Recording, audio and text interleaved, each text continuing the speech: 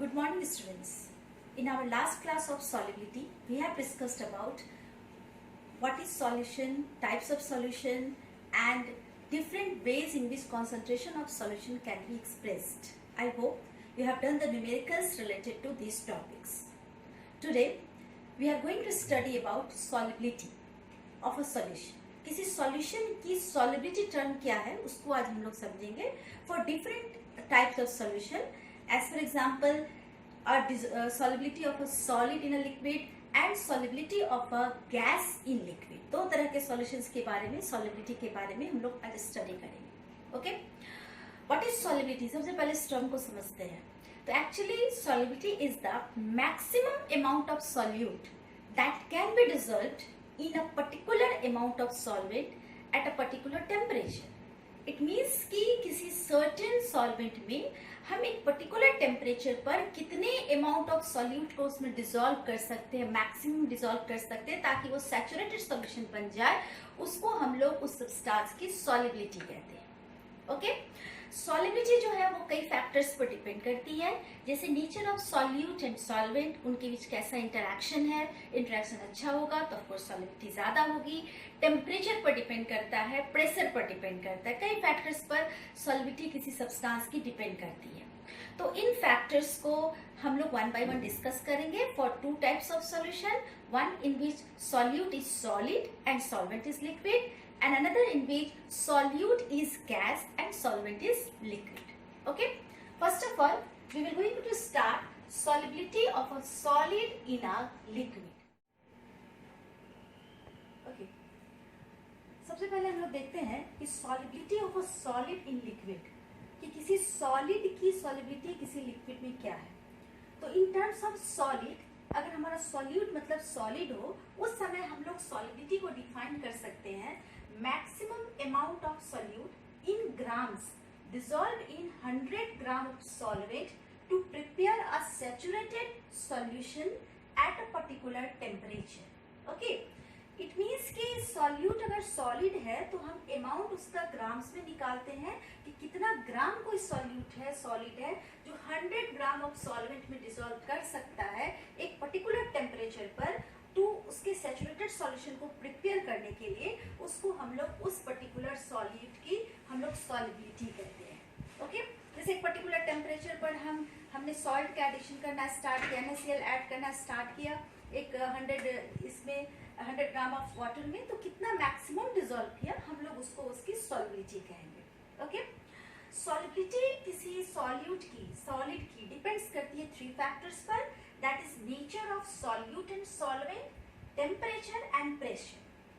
Nature of solute and solvent. Now we will discuss these three factors. इसको हम लोग one by one discuss करते हैं. जैसे nature of solute and solvent. If you know like dissolves like, अगर कोई polar solute है तो वो polar solvent में आसानी से dissolve करेगा. कोई नॉन पोलर सॉल्यूट है तो नॉन पोलर सॉल्वेंट में डिसॉल्व करेगा. आपने पहले भी पढ़ा है लाइक डिसॉल्व्स लाइक.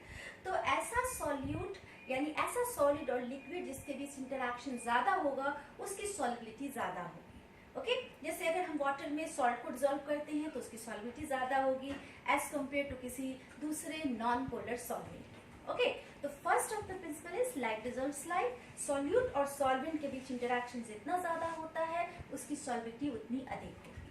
दूसरा जो फैक्टर है दैट इज टेम्परेचर. इस पर भी किसी सॉलिड की सॉल्युबिलिटी बहुत डिपेंड करती है. एज पर इन जनरल ज्यादातर रिएक्शंस जो हमारे एंडोथर्मिक होते हैं जिसमें टेम्परेचर हीट रिक्वायर्ड होता है, वैसे रिएक्शंस के लिए अगर हम टेम्परेचर को बढ़ाते हैं तो उसकी सॉल्युबिलिटी बढ़ जाती है. आप इसको प्रैक्टिकली नॉर्मल देख सकते हो. आप एक ग्लास पानी लेते हो, सर्टेन अमाउंट ले लो किसी का, उसमें सॉल्ट को डिसॉल्व करो. अगर आप ठंडे पानी में डिसॉल्व करते हो तो कम अमाउंट डिसॉल्व हो रहा है, और उसी को अगर आप टेम्परेचर बढ़ाते जाओ तो आप ज्यादा से ज्यादा अमाउंट को उसमें डिसॉल्व कर सकते हो. तो मोस्ट ऑफ द केसेस में यू में से कि इंडोथर्मिक रिएक्शन जो होते हैं उसमें टेम्परेचर जो होता है वो सॉल्युबिलिटी को सपोर्ट करता है. मतलब solubility is directly proportional to temperature. Temperature बढ़ाओगे सॉल्युबिलिटी बढ़ जाएगी. Okay, third factor is pressure.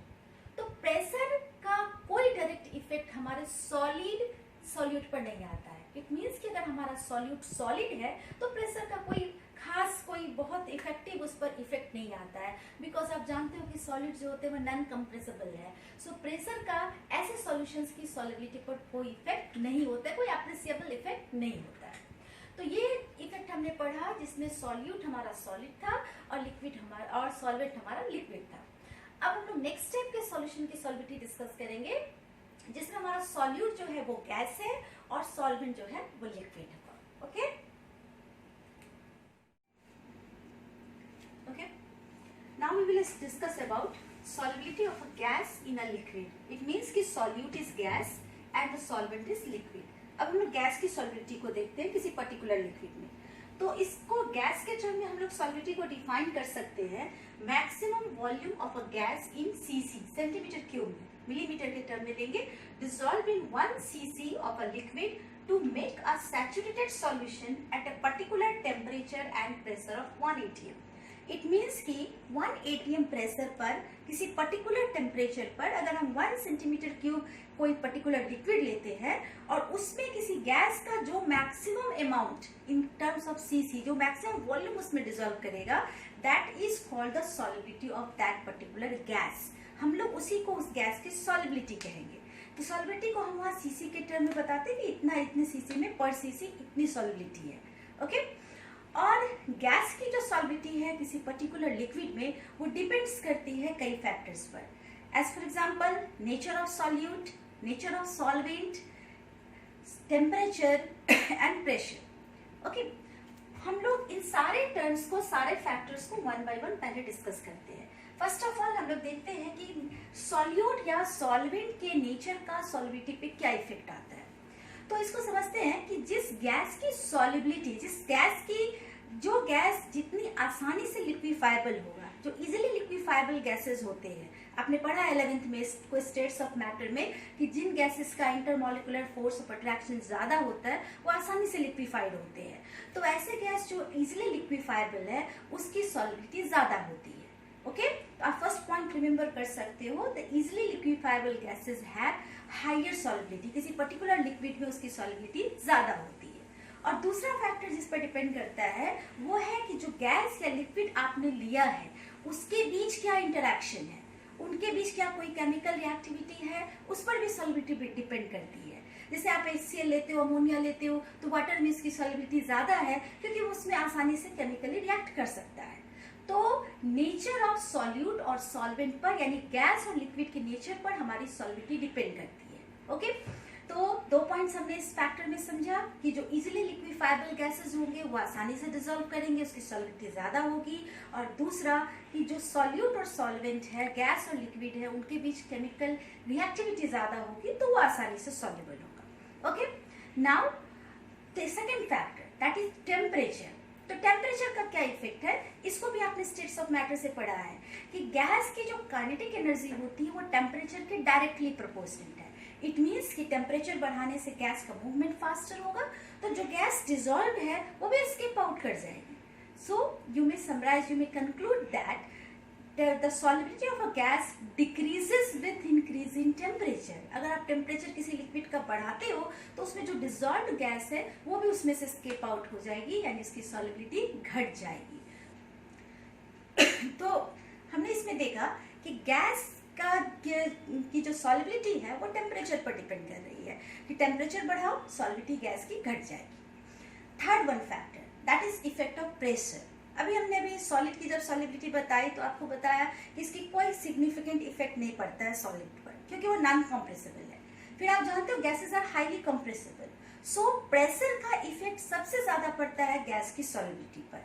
और इसको एक्सप्लेन करने के लिए एक इंपॉर्टेंट लॉ आता है that is called Henry's law. ये लॉ हर तरह से इंपॉर्टेंट है, इसके एग्जाम्स में कई तरह से आपको क्वेश्चंस आते हैं, 1 मार्क्स 2 मार्क्स 3 मार्क्स हर लेवल पे क्वेश्चंस है, या फिर इससे रिलेटेड न्यूमेरिकल्स भी है।